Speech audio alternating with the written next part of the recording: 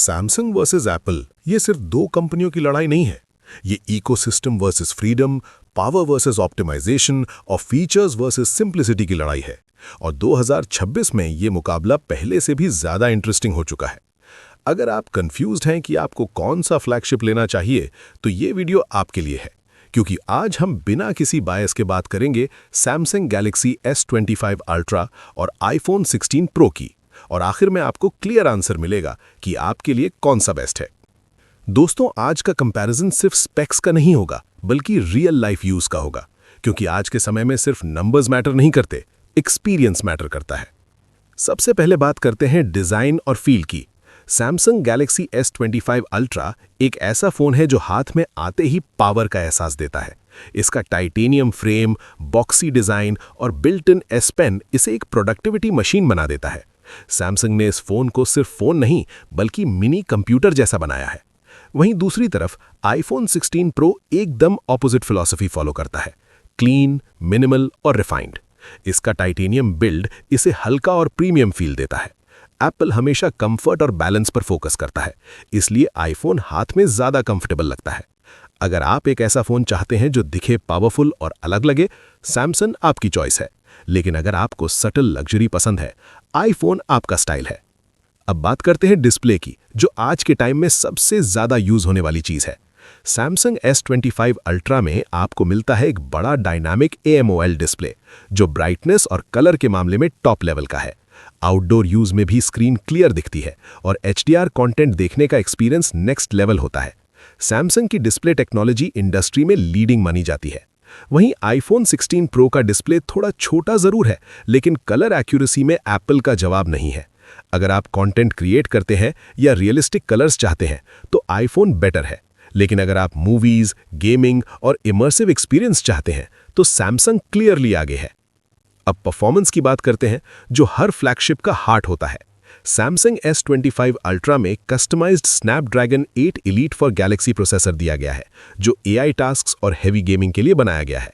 Multitasking, gaming, editing सब कुछ smoothly handle करता है। वहीं एप्पल का A18 प्रो अभी भी ऑप्टिमाइजेशन का किंग माना जाता है। IPhone 16 pro long term performance और स्टेबिलिटी में थोड़ा आगे निकल जाता है। इसका मतलब यह है कि सालों बाद भी आईफोन स्मूथ फील करेगा। लेकिन सच ये है कि आज के टाइम में दोनों फोन्स इतने पावरफुल हैं कि आपको डेली यूज में कोई लैग महसूस नहीं होगा। अब आते हैं सबसे इंपॉर्टेंट पार्ट पर, camera. Samsung S25 ultra camera lovers के लिए ड्रीम फोन है। इसमें आपको 200 MP main camera, multiple telephoto lenses और 100x तक का जूम मिलता है। इसका मतलब यह है कि आप बहुत दूर की चीजों को भी कैप्चर कर सकते हैं, जो आईफोन में पॉसिबल नहीं है। सैमसंग एक्सपेरिमेंटेशन और वर्सेटैलिटी में किंग है। दूसरी तरफ आईफोन 16 प्रो कंसिस्टेंसी का किंग है। इसका कैमरा हर बार बैलेंस्ड, नेचुरल और रिलायबल फोटोज देता है। खासकर वीडियो रिकॉर्डिंग, आईफोन आज भी इंडस्ट्री लीडर माना जाता है। अगर आप यूट्यूबर हैं या कंटेंट क्रिएटर हैं, तो आईफोन आपको ज्यादा स्टेबल रिजल्ट्स देगा। लेकिन अगर आप फोटोग्राफी में जूम और क्रिएटिविटी चाहते हैं, तो सैमसंग अनबीटेबल है। अब बात करते हैं बैटरी और चार्जिंग की। सैमसंग S25 अल्ट्रा यहाँ क्लियरली स्ट्रांग है।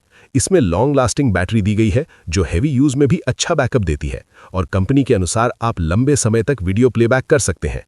साथ ही चार्जिंग स्पीड भी फास्टर है।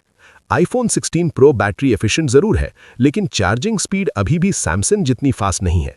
अगर आप हेवी यूजर हैं, गेमिंग, एडिटिंग, बिंज वॉचिंग, तो सैमसंग ज्यादा प्रैक्टिकल चॉइस है। अब सॉफ्टवेयर एक्सपीरियंस की बात करें, तो यहाँ दोनों फोन्स की फिलॉसफी पूरी तरह अलग है। सैमसंग का One UI आपको फ्रीडम देता है। आप फोन को अपने हिसाब से कस्टमाइज कर सकते हैं, मल्टीटास्किंग कर सकते हैं, S पेन यूज कर सकते हैं, स्प्लिट स्क्रीन चला सकते हैं। बेसिकली आप फोन को कंट्रोल करते हैं। वहीं एप्पल का iOS सिंप्लिसिटी और ऑप्टिमाइजेशन पर फोकस करता है।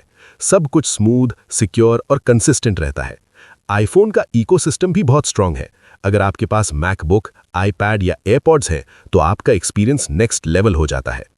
अब एक इंटरेस्टिंग बात कि रियल यूजर्स क्या कहते हैं।